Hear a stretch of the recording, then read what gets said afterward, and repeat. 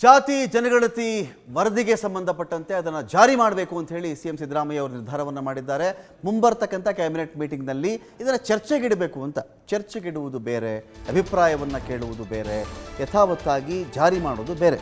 ಅದು ಅಷ್ಟು ಸುಲಭದ, ಅಷ್ಟು ಶೀಘ್ರವಾಗಿ ಆಗುವಂಥ ಬೆಳವಣಿಗೆ ಅಲ್ಲ. ಈ ಥರದೊಂದು ವರದಿಯನ್ನು ನಾವು ಮಂಡಿಸಬೇಕು ಅಂತ ಇದ್ದೀವಿ, ನೀವು ಅಭಿಪ್ರಾಯವನ್ನು ತಿಳಿಸಿ ಅಂಥೇಳಿ ವಿತಿನ್ ದ ಕ್ಯಾಬಿನೆಟ್ನ ಒಳಗಡೆ ಇದನ್ನಿಟ್ಟು ಅದನ್ನು ಚರ್ಚೆ ಕರಿಬೇಕು, ಅಭಿಪ್ರಾಯಗಳನ್ನು ಕೇಳಬೇಕು, ಪರವ ವಿರೋಧವ ಅಂಶಗಳನ್ನು ಆಲಿಸಬೇಕು ಅಂತೇಳಿ ಮುಖ್ಯಮಂತ್ರಿಗಳು ತೀರ್ಮಾನ ಮಾಡಿದಂತೆ ಕಾಣಿಸ್ತಾ ಇದೆ. ಸಂಪುಟ ಸದಸ್ಯರ ಅಭಿಪ್ರಾಯ ಸಂಗ್ರಹಕ್ಕೆ ಸಿಎಂ ಒಂದು ಕಡೆ ಮುಂದಾಗಿದ್ದಾರೆ. ಆಮೇಲೆ ಎಲ್ಲ ಅಭಿಪ್ರಾಯಗಳು ಬಂದ ಮೇಲೆ ಸಾರ್ವಜನಿಕರ ಅಭಿಪ್ರಾಯಕ್ಕೂ ಇಡಬೇಕು ಅಂತ ತೀರ್ಮಾನ ಆಗಿದೆ. ನಿರ್ಧಾರ ಮಾಡಿಬಿಡ್ತೀವಿ, ಸಾರ್ವಜನಿಕರು ಏನು ಬೇಕಾದ್ರೂ ಅಭಿಪ್ರಾಯ ಇಟ್ಕೊಳ್ಳಿ, ಪ್ರೆಸೆಂಟ್ ಮಾಡಿಬಿಡ್ತೀವಿ ಸದನದಲ್ಲಿ, ಜಾರಿ ಆಗಿಬಿಡಲಿ, ಆಮೇಲೆ ನೋಡೋಣ. ಹಾಗಲ್ಲ, ಮೊದಲಿಗೆ ಸಂಪುಟದ ಒಳಗಡೆ, ತದನಂತರದಲ್ಲಿ ಸಾರ್ವಜನಿಕರ ಅಭಿಪ್ರಾಯವನ್ನು ಕೇಳಬೇಕು ಅಂತ ಹೇಳಿ ನಿರ್ಧಾರವನ್ನು ಮಾಡಲಾಗಿದೆ. ಪ್ರಬಲ ಸಮುದಾಯಗಳ ವಿರೋಧದ ಮಧ್ಯೆಯೂ ಇದರ ಅನುಷ್ಠಾನ ಮಾಡಬೇಕು ಅಂತೇಳಿ ಒಂದು ಕಡೆ ಸಜ್ಜಾಗ್ತಾ ಇದ್ದಾರೆ. ವರದಿ ಜಾರಿಗೆ ಅಹಿಂದ ಸಮುದಾಯಗಳು ಒತ್ತಡವನ್ನು ಹೇರ್ತಾ ಇದೆ.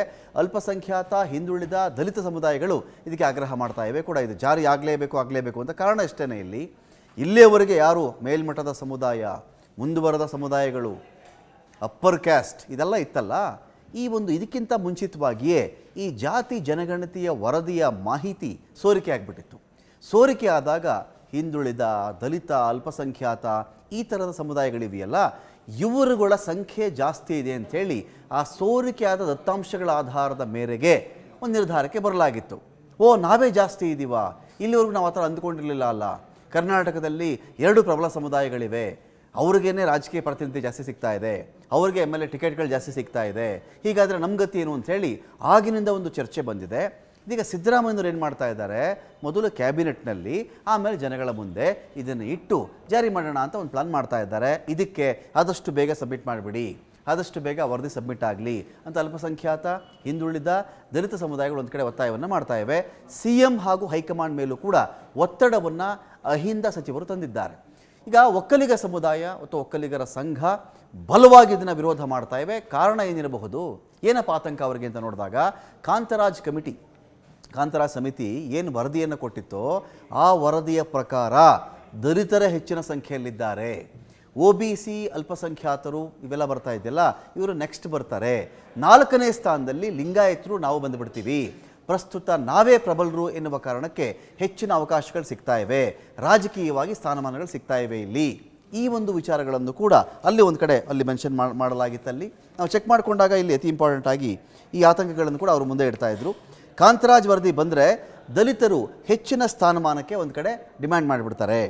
ಲಿಂಗಾಯತ ಸಮುದಾಯವೂ ಕೂಡ ಇದೇ ಆತಂಕದಲ್ಲಿದೆ. ಹಾಗಾಗಿ ಕಾಂತರಾಜ್ ಸಮಿತಿಯ ವರದಿ ಅನುಷ್ಠಾನಕ್ಕೋ ಅದನ್ನು ಪ್ರೆಸೆಂಟ್ ಮಾಡುವುದಕ್ಕೋ ಒಂದು ಕಡೆ ಒಕ್ಕಲಿಗ ಸಮುದಾಯದ ಕಡೆಯಿಂದ, ಒಂದು ಕಡೆ ಚೆಕ್ ಮಾಡಿದಾಗ ಲಿಂಗಾಯತ ಸಮುದಾಯದ ಕಡೆಯಿಂದ ಒಂದು ವಿರೋಧ ಅಂತೂ ಬಲವಾಗಿ ಇದೆ. ಇದು ಜಾರಿಯಾಗಬೇಕು ಅಂತ. ಹಾಗಾದರೆ ಅಹಿಂದ ಕಮ್ಯುನಿಟಿಗಳು ಇವರು ಯಾಕೆ ಒತ್ತಾಯವನ್ನು ಮಾಡ್ತಾ ಇದ್ದಾರೆ ಜಾರಿಯಾಗಲಿ ಏನು ಅಂತ, ಅದನ್ನು ಚೆಕ್ ಮಾಡ್ಕೊಳೋಣ. ನೋಡಿ ಇಲ್ಲಿ ಇದನ್ನು ಅಹಿಂದ ಅಲ್ಲಿಗೆ ಬಂದಾಗ ನೋಡಿ, ಇಲ್ಲಿವರೆಗೂ ಅಂದ್ಕೊಂಡಿದ್ದೇ ಬೇರೆ, ಲಿಂಗಾಯತರು ಪ್ರಬಲವಾಗಿದ್ದಾರೆ, ಒಕ್ಕಲಿಗರು ಪ್ರಬಲವಾಗಿದ್ದಾರೆ ಅಂತ ಎಲ್ಲರೂ ಕೂಡ ಭಾವಿಸ್ಕೊಂಡಿದ್ರು. ಹೆಚ್ಚಿನ ರಾಜಕೀಯ ಅವಕಾಶ ಅವ್ರಿಗೆ ಹೋಗ್ತಾ ಇತ್ತು.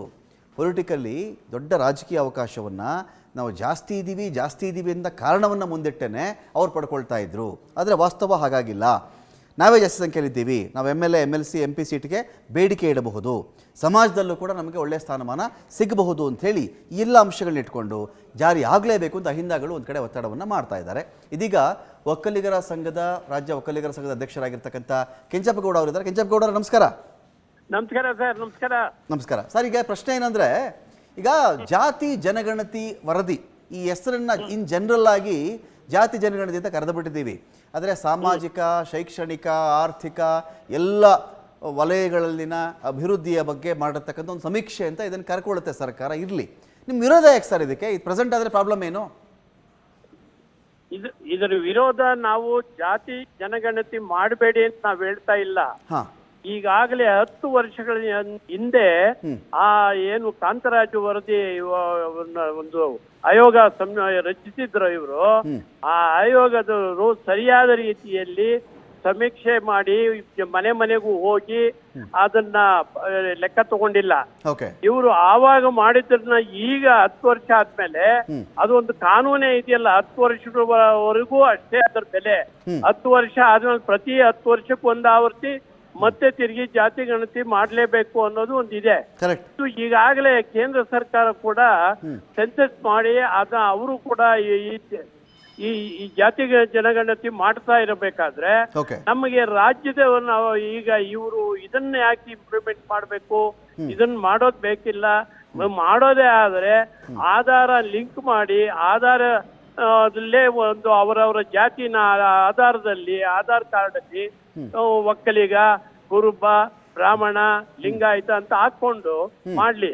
ಇಲ್ಲಿ ನಮಗೇನು ಅಂದ್ರೆ ಆತಂಕ, ನಮ್ಮ ಜನಾಂಗ 114 ಪಂಗಡಗಳಿದಾವೆ. 114 ಪಂಗಡಗಳಲ್ಲಿ ಇವ್ರು ಏನ್ ಮಾಡಿದ್ದಾರೆ, ಆಯಾ ಪಂಗಡ ಅಂತ ಬರ್ಕೊಂಡ್ ಬಂದಿದ್ದಾರೆ, ಒಕ್ಕಲಿಗ ಅಂತ ಅಲ್ಲಿ ಬರ್ದಿಲ್ಲ. ಅದರಿಂದ ನಮ್ಮ ಜನಸಂಖ್ಯೆ ಕಡಿಮೆ ಅಂತ ತೋರಿಸ್ತದೆ. ಅದಕ್ಕೂ ಅಂತ ಒಂದು ಅನುಮಾನ ಅಷ್ಟೇ.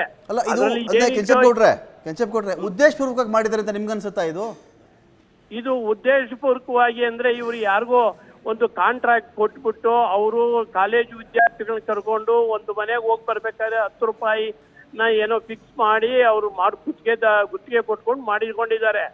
ಇದು ಅವರು ಸರಿಯಾದ ರೀತಿ ತಗೊಂಬಂದ್ ಕೊಟ್ಟಿದ್ದಾರೆ ಅಂತ ಇವರು ಕಾಂತರಾಜು ಆಯೋಗ ಇವರು ಹೇಳೋದ್ರಿಂದ ಅದರಲ್ಲಿ ಬೇಕಾದಷ್ಟು ನ್ಯೂನ್ಯತೆಗಳಿದಾವೆ. ನಿಮ್ ಪ್ರಕಾರ ಈಗ 114 116 ಜಾತಿಗಳು ಹೇಳಿದ್ರಲ್ಲ, ಉಪಜಾತಿಗಳನ್ನ ಪ್ರಧಾನ ಜಾತಿಯೊಂದಿಗೆ ಸೇರಿಸದೆ ಪ್ರತ್ಯೇಕ ಜಾತಿ ಅಂತ ಗುರುತಿಸೋ ಮೂಲಕವಾಗಿ ನಿಮ್ಮ ಕಮ್ಯುನಿಟಿಯಲ್ಲಿ, ಒಕ್ಕಲಿಗ ಕಮ್ಯುನಿಟಿಯಲ್ಲಿ ಇರತಕ್ಕಂಥ ಜನರೇ ಕಡಿಮೆ, ಆ ಥರ ತೋರಿಸೋ ಪ್ರಯತ್ನ ಆಗಿದೆ ಅಂತ ನೀವು ಹೇಳೋದು ನಿಮ್ಮ ಆತಂಕ?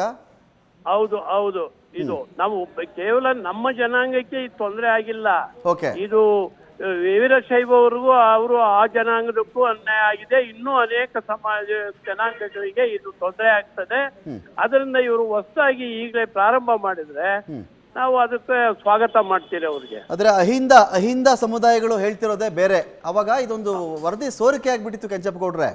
ಈ ಕಾಂತರಾಜು ಕಮಿಟಿ ವರದಿ ಸೋರಿಕೆ ಆಗ್ಬಿಟ್ಟಿತ್ತು. ಅವಾಗ ದಲಿತರು ಜಾಸ್ತಿ ಇದ್ದಾರೆ, ಅಹಿಂದ ಅಲ್ಪಸಂಖ್ಯಾತರು, ಹಿಂದುಳಿದ ದಲಿತರೇ ಜಾಸ್ತಿ ಇದ್ದಾರೆ, ಕಾಲಾನುಕಾಲದಿಂದಾನು ಈ ಒಕ್ಕಲಿಗರು ಜಾಸ್ತಿ ಇದ್ದಾರೆ, ಲಿಂಗಾಯತರು ಜಾಸ್ತಿ ಇದ್ದಾರೆ ಅಂತ ಯಾರು ಅಂದುಕೊಂಡು ಬಂದಿದ್ರೋ ಆ ಥರ ಇಲ್ಲ, ನಾವೇ ಜಾಸ್ತಿ ಇದ್ದೀವಿ, ನಮಗೆ ಪ್ರಾಧಾನ್ಯತೆ ಜಾಸ್ತಿ ಸಿಗಲಿ, ಇಲ್ಲಿವರೆಗೂ ಅವರೇ ಅನುಭವಿಸಿದ್ದಾರೆ ಅಂತ ಅಹಿಂದ ಅವರು ಹೇಳೋದೀಗ. ಈಗ ಅದೆಲ್ಲ ಮಾಡ್ಲಿ, ಅವರೇ ಜಾಸ್ತಿ ಇದ್ರೆ ಅವರಿಗೆ ಬೆನಿಫಿಟ್ಸ್ ಅವರಿಗೆ ಹೋಗ್ಲಿ.